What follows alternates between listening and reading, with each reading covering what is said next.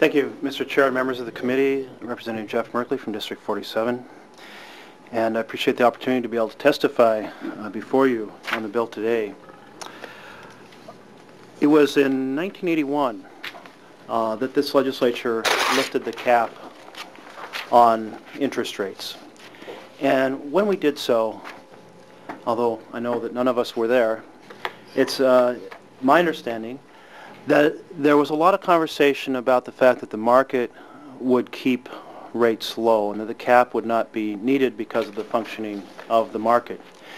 And indeed, the market did play a significant role, but in 1981, nobody had ever heard of triple-digit lenders in the payday and title lender categories.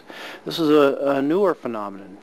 And when it came to Oregon, it swept across this state, and it has caught up many of our families in its net, in this financial vortex from which it is so hard to escape when the interest is piling up at such a rate. When I think about my home mortgage, it has a very low rate. Of course, it's in a different category. It's a 30-year loan, 5% rate. Think about how the interest I pay on that would take me, if you did a simple math, not more complex compounding, but it would take 100 years for me to pay 500% interest on that loan. And we're talking about 500% interest in the course of a single year.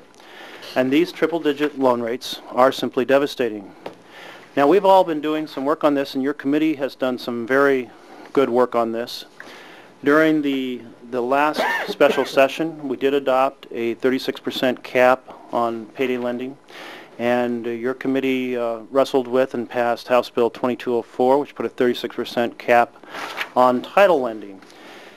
And the question becomes then, why isn't that enough?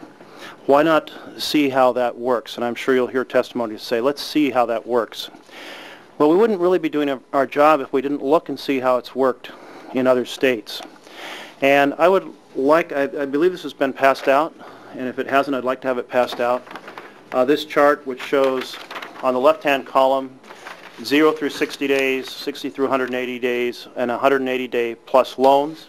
And across the top shows title lending and payday lending.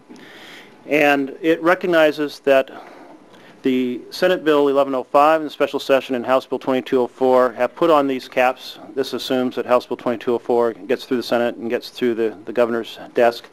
But those caps apply to loans between 0 and 60 days. And this chart also recognizes that there is no license for lending from 60 to 180 days in Oregon, but in almost all situations, when you lend in those categories, you're under a 12% statutory cap, so a 12% cap on those loans. But then you come to consumer loans where we have not had a cap on fees or on interest rates.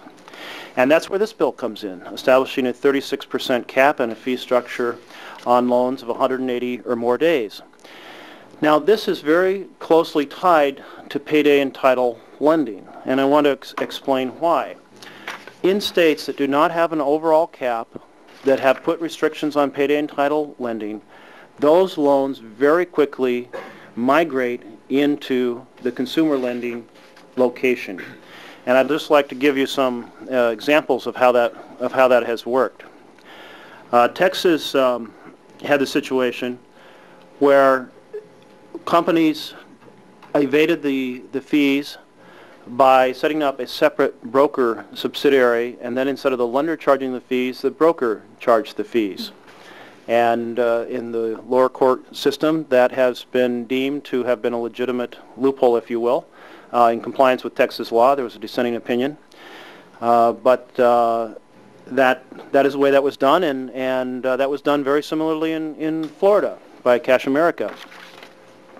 In Pennsylvania, the lenders set up a different strategy, and this involves lines of credit. And that's important because there are two types of lending that occur in consumer loans. That's a 180-day plus category. One are lines of credit, sometimes called open-ended loans, and one are installment loans. And under some of your previous legislation, those installment loans would have to be fully amortizing installment loans. So what happened in Pennsylvania is that Advance America set up its choice line of credit in which it charged a low interest rate of 5.9% or 5.8%, but it charged $149.95, $150 a month, to have access to the line of credit. So it found its fee in a very different manner. Something similar was done by buy low supermarkets in the southeastern United States. In Illinois adopted, I don't know what the date they adopted it, but it was implemented in December 2005, the Illinois Payday Loan Reform Act. And it established consumer protections on loans that had more than 36%.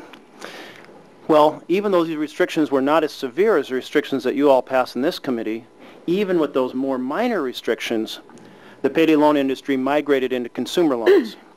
And what they did is they started promoting long-term installment loans as a more affordable option to payday loans.